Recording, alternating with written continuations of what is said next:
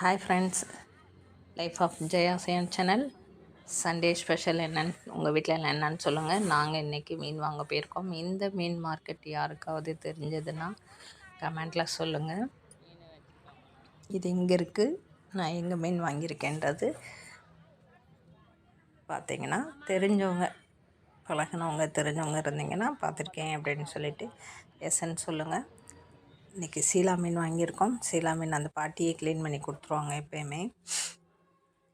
மீன் நல்லா ஃப்ரெஷ்ஷாக நல்லா இருந்ததுங்க. அதே மாதிரி மீன் வாங்கிட்டு அந்த முதல் வாஷ் பண்ணி கழுவுற தண்ணியெல்லாம் வேஸ்ட்டாக சிங்கில் ஊற்றாதீங்க. சிங்க்கு தான் ஸ்மெல் வரும். அதை விட நீங்கள் செடிக்கு எடுத்துகிட்டு போய் ஊற்றுனீங்கன்னா செடிக்கு மிக சிறந்த உரம்.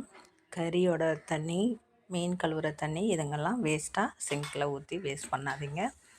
செடி, தோட்டம், மரம்லாம் வச்சுருக்கீங்க அப்படின்னா அந்த மரத்துங்களில் கொண்டு போய் ஊற்றுங்க.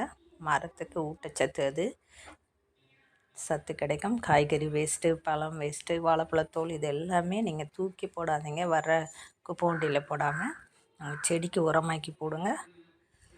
இது எனக்கு தெரிஞ்ச டிப்ஸு. உங்களுக்கு ஏதாவது டிப்ஸு தெரிஞ்சால் இதில் சொல்லலாம். மிக்க நன்றி.